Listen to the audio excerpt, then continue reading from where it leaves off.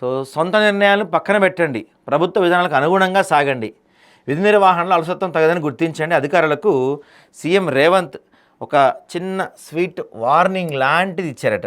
సొంత నిర్ణయాలు పక్కన పెట్టండి, ప్రభుత్వ విధానాలకు అనుగుణంగా సాగండి, పథకాలు అభివృద్ధి పనుల్లో అమలు నిర్లక్ష్యం సహించేది లేదని సీఎం రేవంత్ రెడ్డి అన్నారు. కొత్త ప్రభుత్వం ఏర్పాటై 2 ఏళ్లు గడుస్తున్నా కొందరు అధికారుల పనితీరులో ఇంకా మార్పు రాలేదని అసంతృప్తి వ్యక్తం చేశారు. సిఎస్ రామకృష్ణారావు, సీఎంఓ కార్యదర్శులతో సీఎం రేవంత్ శనివారం సమావేశమయ్యారు. కొందరు ముఖ్య కార్యదర్శులు విభాగాధిపతుల పనితీరుపై అసంతృప్తి వ్యక్తం చేశారు. ఇంకా పాత పద్ధతిలోనే పోతామంటే కుదరదని అన్నారు. అధికారులు అలసత్వం విడి అభివృద్ధి పనులపై దృష్టి సారించాలని హితవు పలికారు.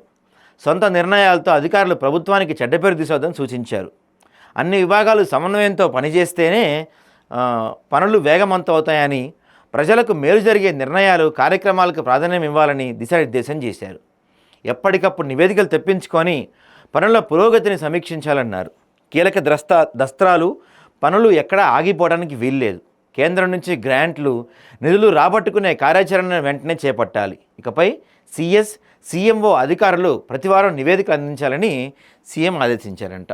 సో కొంత లేట్ అయినా సరే కొంత మేలుకుంటూ కనపడతా ఉంది. ఎందుకంటే 2 సంవత్సరాలు గడుస్తున్నా ఈ రోజుకి గత 10 ఏళ్లలో ఏ అధికారులు అయితే బీఆర్ఎస్ హయాంలో భూ కుంభకోణాలు చేశారో, అవినీతికి పాల్పడ్డారో వాళ్ళే ఉన్నారు, వాళ్ళు అవే కంటిన్యూ చేస్తున్నారు, అవే అలవాటు పడిపోయారు. మీరు అధికారం మారింది కానీ అధికారులు మారలేదు. ఓకే, అధికారం మారింది కానీ అధికారులు మారలేదు. సో వాళ్ళే ఉండడం వల్ల ఇంకా అదే అవినీతి జరుగుతుంది. ప్రజావాణిలో కావచ్చు, లేకపోతే ఇలాంటి ఇచ్చే ఈ కంప్లైంట్స్ అన్నీ కూడా ఆ కంప్లైంట్స్లో పేరుకుపోతున్నాయి తప్ప ఎటువంటి ఉపయోగం జరగట్లేదు. ప్రజల సమస్యలు రోజు రోజుకి పెరుగుతున్నాయి తప్ప ఎక్కడా కూడా తగ్గుతుంది మనకు కనపడతలేదు. ఇప్పటికైనా మీరు కొంత రివ్యూ చేసి వాళ్ళకి చెప్పారు, కానీ మరి దీంట్లో ఎంతవరకు మార్పు వస్తుంది అధికారుల్లో అనేది మాత్రం పెద్ద క్వశ్చన్ మార్కే.